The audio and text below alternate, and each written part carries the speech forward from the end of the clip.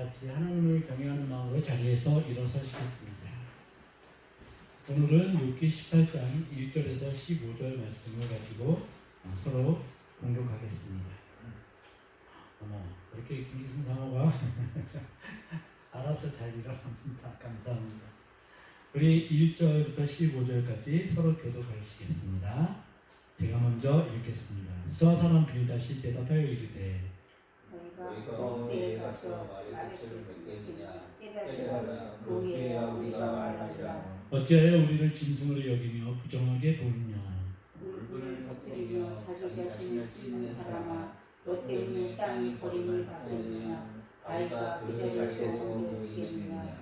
악인의 빛은 꺼지고 그의 불빛은 빛나지 않을 것이요 그의 장막 안의 빛은 어두워지고 그 위에 등불은 꺼질 것이요 그의 활기찬 걸음이 피곤하여지고 그가 마련한 꾀에 스스로 빠질 것이니 이는 그의 발이 그물에 빠지고 꿀가미에 걸려있으며 그의 발 뒤꿈치는 덫에 치이고 그의 몸은 올무에 얽힐 것이며 그를 잡을 덫이 땅에 숨겨져 있고 그를 막기를 완전히 기모돼 있으며 무서운 것이 사방에서 그를 놀라게 하고 그 뒤를 쫓아갈 것이며 그의 힘은 기분으로 말미암아 쇠하고 그 곁에는 재앙이 기다릴 것이며 질병이 그의 피로를 삼키리니 곧 사망의 장자가 그의 지체를 먹을 것이며 그가 의지하던 것들이 장막에서 뽑히며 그는 공포의 왕에게로 잡혀가고 그에게 함께 하시겠습니다. 그에게 속하지 않은 자가 그의 장막에 거하니 유황이 그의 처소에 뿌려질 것이며 아멘. 네, 하시겠습니다. 오늘 말씀을 읽으시면서 좀 마음이 어떠셨어요? 되게 무거운 말씀 아닙니까? 그죠? 네. 오늘 말씀은 18장, 19장, 20장을 포함하는 그러한 내용입니다. 제목이 제가 이렇게 정했지만 좀 재밌습니다. 구석에 몰린 사람 때리기입니다. 네, 이 말씀과 제목이 잘 어우러지는 것을 볼 수 있습니다. 욥이 완전한 절망 가운데 놓여 있는데 욥의 세 친구들은 자신들이 가지고 있는 신학적 교리와 지혜론에 따라 정통주의를 가지고 욥을 계속 빈정거리고 비난하면서 힘들게 합니다. 오늘 말씀의 제목과 잘 어우러지죠. 욥이 핀치히터에 몰렸는데 계속 구덩이를 몰아넣고 있는 친구들입니다. 빌닷은 지금까지 자신들이 욥을 가엾게 여겨서 비난을 부드럽게 했다고 합니다. 그리고 이제는 참지 않겠다고 하며 쏟아낸 말들이 18장의 말씀입니다. 말씀이라고 그러기에 좀 그렇습니다. 네. 이 18장의 말씀을 욥과는 관계없이 따로 떼어놓고 보면은 타당성이 있죠. 그죠? 악인에 대해서 이런 규정을 분명히 할 수 있습니다. 그런데 우리들 다 알고 계시듯이 욥은 의인입니다. 욥을 계속 악인이라고 이 친구들은 몰아붙이고 있는 그런 상황입니다. 네. 하나님을 믿지 않는 백성은 이렇게 될 것이다 라고 말할 수 있는 신학적 비판에 충실한 본능입니다. 그런데 이 말들을 비롯해서 친구들이 욥에게 쏟아낸 말들은 하나님이 그렇게도 신뢰하고 기뻐하는 의인이 욥이 그 대상이라는 데 문제가 있다는 얘기입니다. 결국 우리가 똑같은 말을 할지라도 어떤 상황에 어떻게 적용을 시키느냐에 따라서 이 말의 진위는 분명히 다르게 해석이 될 수 있다라고 느낄 수 있는 대목입니다.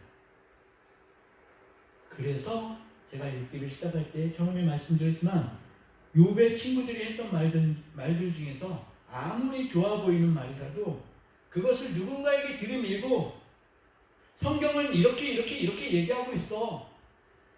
의인에게 이렇게 축복을 하는 거야. 라고 그리고 죄인에게 이런 형벌이 기다리고 있어. 라고 얘기하는 것은 우리 크리스천들이 조심해야 될 교만적인 태도라고 일전에 말씀드렸습니다.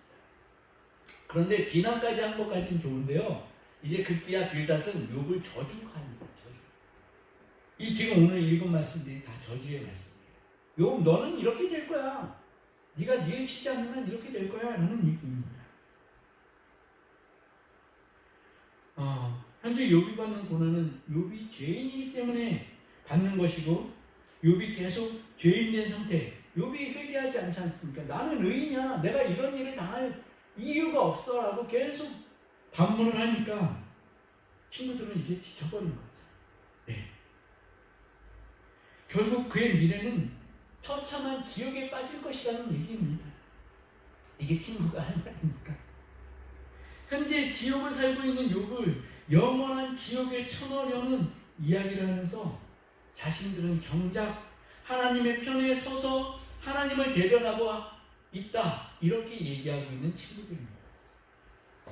저는 지난주에 이렇게 욥을 힘들고 또 공지에 몰아넣는 친구들이라도 욥에겐 너무나 소중한 친구들이라고 말씀드렸습니다. 제가 경험을 했기 때문에 그렇죠. 예, 그런데 나에게 정말 잘 대해주는 친구라면 두말할 나위가 없겠죠. 그들이 꽤 오랜 기간 동안 욥과 함께하였고, 비록 욥을 비난하고 빈정대고 화를 내며 윽박지르기도 했지만, 또 저주하기도 했지만, 하나님께 철저히 버림받았다고 절망하는 욥에게는 정말 필요한 친구들이었다고 말씀드렸습니다. 요새 뉴스를 내가 왜 보는지 모르겠어요. 뉴스만 보면 마음이 너무 아프고 속상한데, 우리 예수 그리스도께서 안 계신 것 같은데 세상에. 제가 뉴스를 계속 보고 있더라고요. 최근에 마음이 무거워지는 기사를 보고 오늘 말씀의 제목을 정했습니다. 혹시 여러분 미추홀구라고 아시죠? 미추홀구. 여기는 일산, 네, 여기는 일산이고 인천에 미추홀구라고 있습니다. 다 아실 거예요. 건축왕, 전세왕, 빌라왕이라고 들어보셨죠? 어느 순간부터 전세를 하는데요. 전세를 들어가는데 1,000만 원, 2,000만 원 내고 들어가고 집을 한 채 주는데요. 근데 전세가가 현재 거래되고 있는 집값보다 더 비싸다. 그걸 모르고 이제 들어가는 거죠. 이 미추홀구의 건축왕이라는 사람은 자신의 명의로 2,600세대가 넘는 그 집을 가지고 있더라. 집 한 채에 여러 사람과 다중계약을 하거나 여러 사람, 권리는 하는데 여러 사람과 다중계약을 해요. 집값보다 더 비싼 전세를 들여놓고 잠적하거나 아니면 사망하거나, 이러다 보니까 거기 현재 전세로 살고 있으신 분들이 전세금이 높을 거 아니에요. 근데 그 주인이 은행에 빚을 갚지 못하니까 이 빚이 경매가 들어옵니다. 은행에서. 그러면 자기네들의 전세 보증금이 뭐 6천만 원 들어갔는데 받을 수 있는 금액은 최하 2,200밖에 안 된다. 최상으로 받아요. 이렇게 해가지고 요즘 3명이 자살을 했습니다. 그래서 이제 정부가 나서서 대책을 세우는데 그 대책들이 현실성이 있느냐라는 얘기도 또 많이 있죠. 이걸 보니까요, 전세 사기를 당해서 진짜 살기가 막막해지고 그 사람들은 한순간에 지옥의 나락으로 떨어진 겁니다. 길거리에 나앉아야 되겠죠. 그러다 보니까 자살하는 사람도 생기고 말 그대로 아수라장이 된 지옥 같은 상태가 된 사람들. 그런데요, 어떤 사람들은 마치 이게 돈벌이가 된다 생각을 하고 가서 경매를 받으려고 이제 경매 신고를 합니다. 꽤 많은 사람들이 경매를 받으려고 지금 애를 쓰고 있다. 보면은 마땅한 투자처가 없어서 그럴 수도 있겠다라는 생각이 들었는데, 제가 예전에 저도 이제 부동산 일을 해봤었잖아요. 경매를 배웠어요. 근데 경매를 배우다가 딱 드는 생각이, 이건 내가 하는 일이 아니네. 그러니까 이 경매되어진 집들을 보면 다 사정이 궁박해요. 표정이 다 어두워요. 그런데 가가지고 사진을 찍고 이거를 뭐 매물로 내놓고, 정말 내가 지금 뭐 하고 있는가. 근데 이제 그런 기세가 달렸단 말입니다. 이렇게 기사가 마무리되어 있습니다. 누군가에겐 무덤이 된 집이 누군가에게는 돈벌이 수단에 불과하다는 사실이 피해자들을 두 번 울리고 있다. 자, 그런데 댓글에는 아주 이성적인 댓글이 달렸습니다. 뭐라고 달렸습니까? 저 사람들이 욕먹을 건 아니지. 맞죠?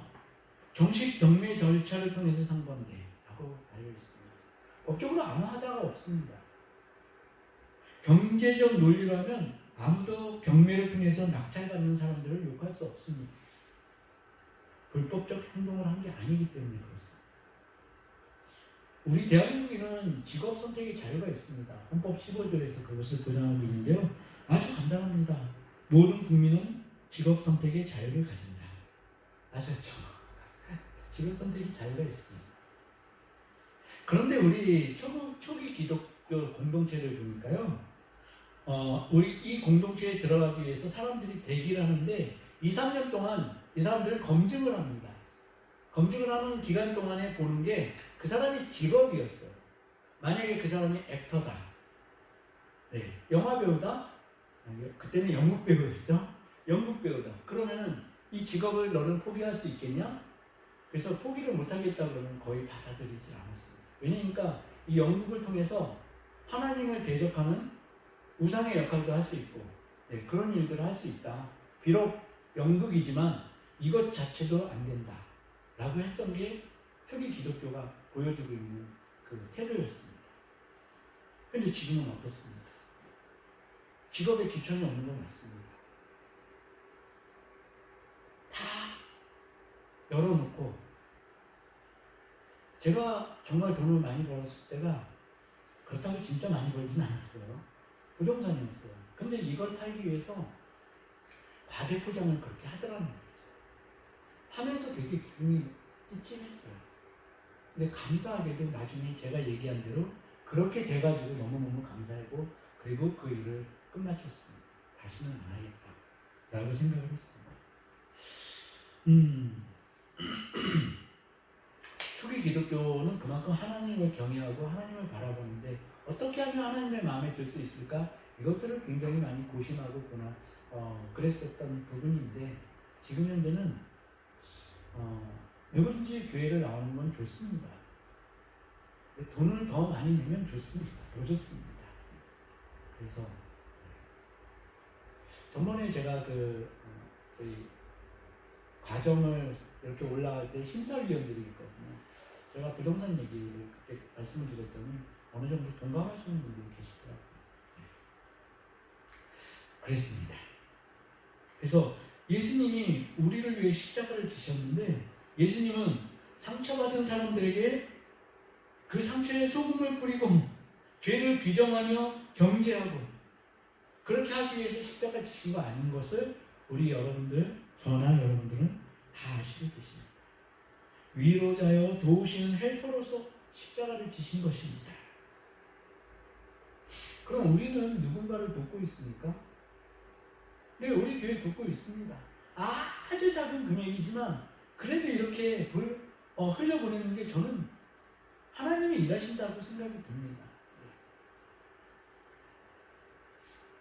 어느 날 이렇게 제 안에 통장이 있지 않습니까? 그걸 정리를 하면 뭉탱이 돈이 좀 들어와 있어요. 너무 감사하죠. 네, 이렇게 많이 보내주시면 감사합니다. 근데 이렇게 보내줘야 됩니다. 우리도 지금 선교사를 돕고 있지 않습니까? 작은 금액이지만 내년에는 더 많이 할 수 있었으면 좋겠습니다. 6기 18장을 보면서 저에게 드는 생각이 있었습니다. 제가 요새는 말씀을 빨리빨리 좀 일찍 준비를 하고 있거든요. 그래서 월요일날 영성일기를 적어놓은 곳을 보니까 조금 괜찮네 싶어가지고 읽어드리겠습니다. 엘리바스, 빌다, 소바로는 욥의 둘도 없는 친구들이다. 그런 그들이 욥을 미워하고 저주하기 시작한다. 상대의 진영을 미워하는 마음, 악한 이의 패망을 바라는 마음. 누가 악한지 모르는데 악하대요. 예수 믿지 않는 사람들의 지옥행을 바라는 마음은, 이건 제가 갖고 있던 태도예요. 네. 예수 그리스도의 제자가 가질 태도가 아니다. 예수 그리스도는 온 인류 어느 누구도 예외 없이 사랑하는 마음으로 십자가를 지셨다. 그 사랑이 완전한 사랑이다. 우리는 피조물에 지나지 않으므로 완전한 사랑을 할 수 없다고 변명하면 안 된다. 예수님이 너무 궁색해지신다.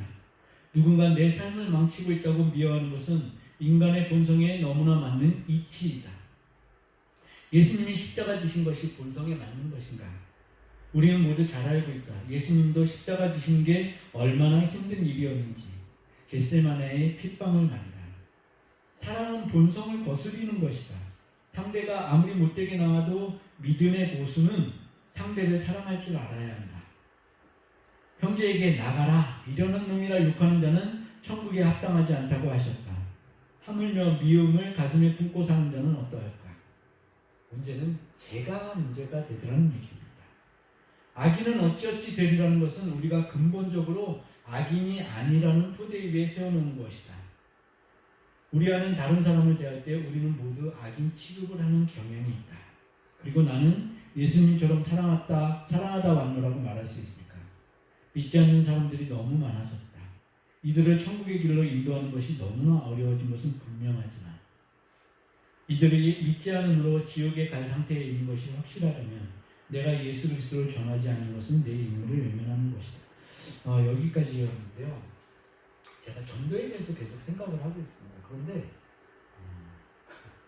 웬일인지 하나님 제가 전도하지 않아도 우리가 전도하지 않아도 여기 성전을 채워주실 것 같아요. 네, 그런 믿음이 있습니다. 웬일이죠? 이런 믿음은 뭔가요 도대체? 네, 엘리바스 빌다 소가리의 욕을 악인으로 규정하고 악인의 길은 패망이며 피곤할 것이며 스스로 꾀에 빠지고 등등 저주를 퍼붓는 일은 하나님의 마음보다는 교리가 그들에게 더 가까이 있다는 증거입니다. 판사들이 얘기하는데요. 판사들이 제일 좋아하는 게 화해래요. 피고가 있고 원고가 있잖아요.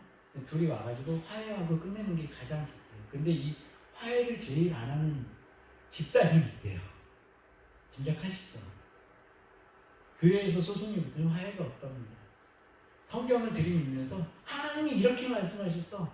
이쪽도 하나님이 이렇게 말씀하셨어. 네, 이게 현실입니다.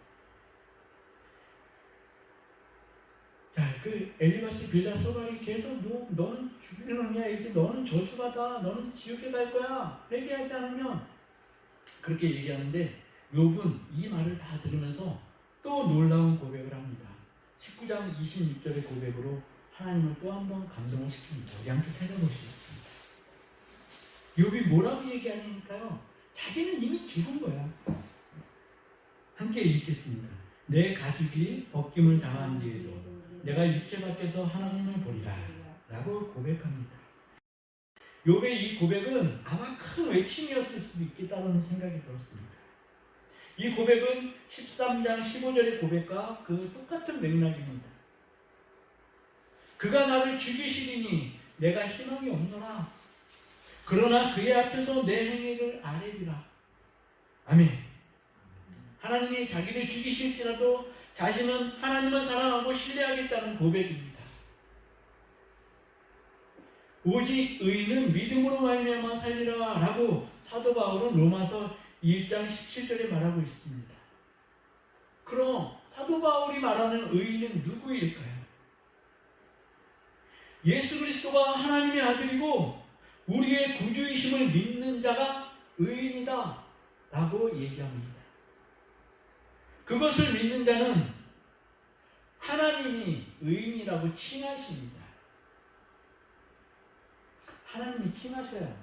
우리 스스로가 의인이라고 하는 것은 이것은 아닙니다. 하나님이 칭해 주셔야지 의인입니다. 의인의 기도는 간구함이 크도다. 들으심이 크도다. 네, 하나님이 들으신다는 말씀입니다. 우리가 예수를 믿는다고 교회에 나와 있지만 우리 자신이 의인이라 칭하는 것이 아니라 하나님이 칭하셔야 한다는 말씀입니다. 우리는 믿는 자이면서도 얼마나 이기적입니까? 나의 아니가 우선시되는 게 당연한 교회 풍토가 되고 있습니다. 목회자들의 권위는 땅에 떨어졌고 성경은 먼지투성이가 되어서 책장에 장식물이 지나지 않습니다. 만약 정말 그렇다면 우리는 회개해야 합니다. 하나님을 가까이 해야만 우리는 의인의 상태를 유지할 수 있을 텐데, 그리고 성령님과 어색하지 않을 텐데, 어떤 분이 기도했다 그러죠? 하나님 아버지가 안 나오고요, 저기요. 네, 이렇게 하나님과 어색한 상태가 돼 있다, 이런 얘기를 하더라고요.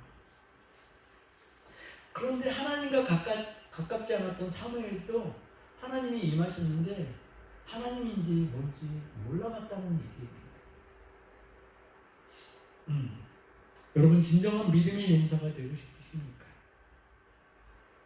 어떤 목사님의 설교를 들으니까요, 진정한 믿음은, 이 용사는 절망과 고난을 당할 때 비로소 생성된다고 얘기를 합니다. 동의하십니까? 마치 십자가에서 죽음을 통과한 예수 그리스도가 부활의 영광을 보여주신 것처럼, 그래야지만 온전한 믿음의 용사가 될 수 있다. 그런데 제가 그 말을 들으면서요, 마음이 조금 힘들어졌습니다. 여러분들이 진정한 믿음의 용사가 되기 위해서 절망의 고난을 반드시 겪어야 한다면 저는 그것을 여러분들에게 권면할 자신이 없습니다. 지금 현재의 저의 상태는 그렇습니다. 다 지나가서 나중에는 무슨 말을 할지는 모르겠지만 지금 현재의 상태에서는 그렇습니다. 말은 너무나 쉽죠.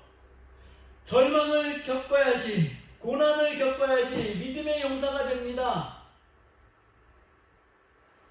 아마도 위로하는 말이겠죠. 격려하는 말이겠죠. 네.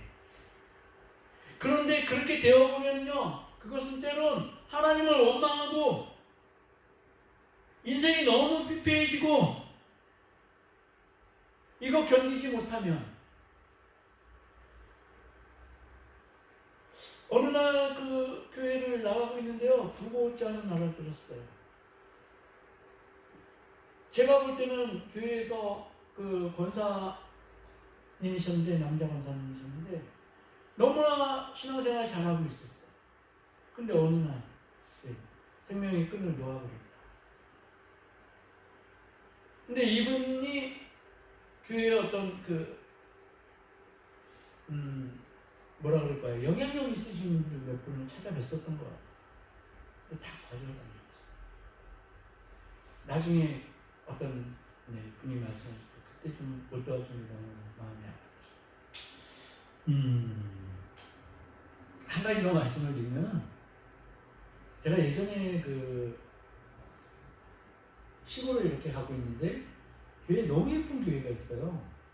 근데 그 교회 목사님께서 저랑 이제 계약을 맺으셔가지고 이제 그 목사님의 신용 있지 않습니까? 그거를 이제 조회를 해봤는데 신용 불량인 거예요. 목사님의 직업이 변호사예요. 돈 많은 변호사였어요. 서울대 나와가지고. 그런데 신용 불량이었어요. 알아보니까 교인의 담보로 서주신 거예요. 근데 저는 그거를 보고 이게 맞는지는 솔직히 모르겠어요. 근데 제 마음에는 이분이 목사지, 그런 생각이 들더라고요. 설령 내가 그렇게 될지를 알면 해줄까요? 믿고 해줬겠죠. 근데 제 마음은 그랬습니다.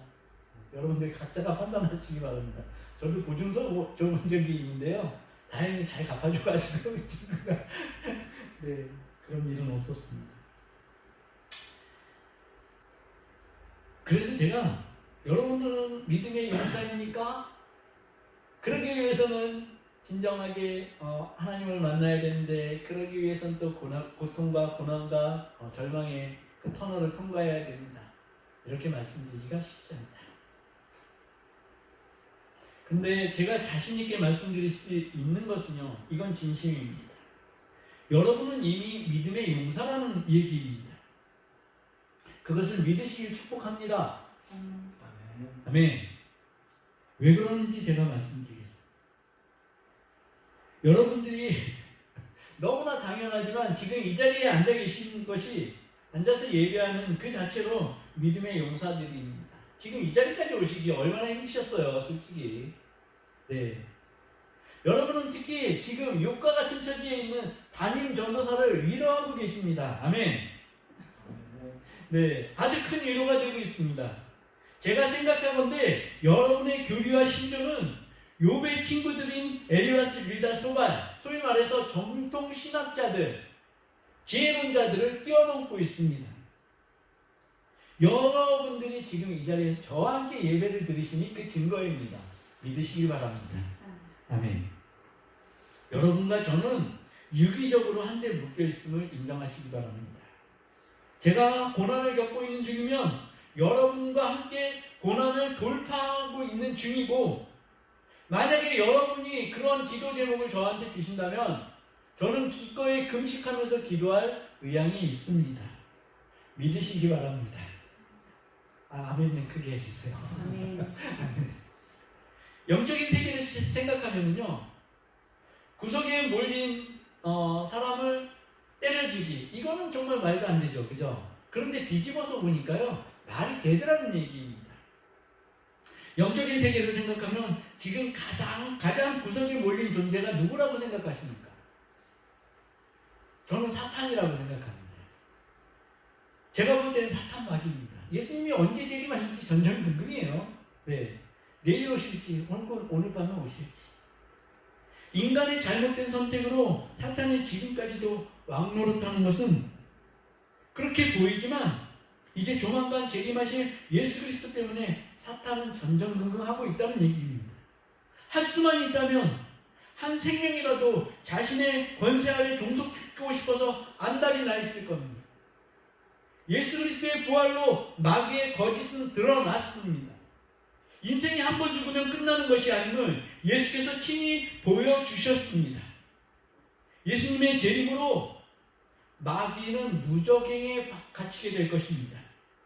영원한 통치권자는 삼위일체의 여호와 하나님 그분밖에 없음을 인정하시기 바랍니다. 여러분의 주인은 누구입니까? 진짜 이렇게 물어보면 제가 할 말이 없는데요. 다시 한번 여쭙겠습니다. 여러분의 주인은 누구입니까? 여러분 스스로가 여러분의 주인 노릇을 하고 여러분 스스로가 여러분 자신만 섬기고 그렇게 살고 있지는 않습니까? 그렇지 않다면 감사하십시오. 여러분 스스로에 대한 통제권을 하나님께 완전히 이양하시기 바랍니다. 저도 지금 그 과정이라고 생각이 듭니다. 우리가 생각하고 말하고 활동하는 모든 것이 하나님 아버지의 권세 아래 있으시길 주 예수 그리스도의 이름으로 축복합니다. 때가 차면 궁지에 몰린 마귀를 성삼위께서 완전히 괴멸시키실 것입니다. 바라기는 우리 모두가 이 싸움에 참여하여서 하나님의 군대 마하나임으로 임무를 감당하시길 축복합니다. 아멘. 우리는 하나님을 사랑하고 이웃을 섬기는 예배 공동체입니다. 아까 제가 광고 드렸죠. 고향 지방에 신생교회라고 있습니다. 저는 거기 담임 목사님이 내년에 이제 은퇴를 하셔요. 신기신 목사님이라고 알고 이름까지 알았습니다. 신 목사님이십니다. 네. 키가 자그마하신데 저희 감신대에서 교리학 장경을 가르치셨어요. 제가 그때 있었다. 근데 그분이 책을 한 권 쓰셨는데요. 정말 교리와 장정을 위해서 자기 생을 다 바친 분이 있더라고요. 교회에 잘못된 어떤 그 투표권이나 이런 거 있지 않습니까? 잘못됐다 그러면 그분은 가서 싸워요. 그 일에만 매진하신 분이에요. 그렇진 않은 것 같네요. 그 일에만 매진하지는 않았고요. 교회 말씀으로도 잘 하신 것 같습니다. 그런데 제가 그분이 이제 그 숙제를 내주셨는데 그분이 써주신 책을 읽으면서 하나님의 감동을 주시더라고요. 그래서 그분을 격려하는 편지를 적었습니다. 그게 리포트 내는 것보다 훨씬 더 쉬웠습니다. 근데 A+까지는 아니고 A를 주셨습니다. 감사한데 굉장히 순수하신 분입니다. 그분 때문에 감리교 교리와 장정이 굉장히 많이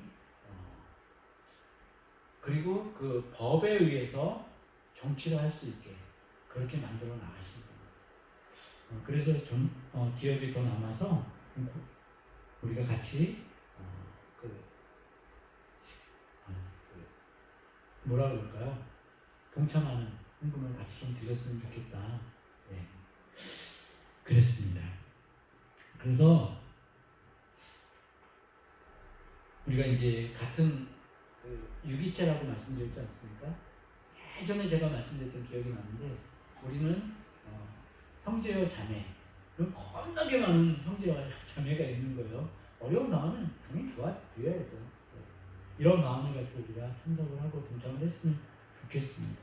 이제 말씀을 맺습니다.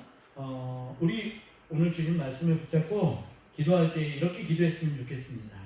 하나님, 우리가 누군가를 위로하고 도울 수 있는 진정한 믿음의 용사가 되기를 원합니다. 하나님을 사랑하고 이웃을 섬기는 예배 공동체로 저희 벽제교회를 사용하여 주시옵소서. 그리고 각자 하나님께 드릴 기도가 있으시면은 각자 기도하시고 그렇게 하겠습니다. 우리 주님 한번 부르시고 기도하시겠습니다. 주님!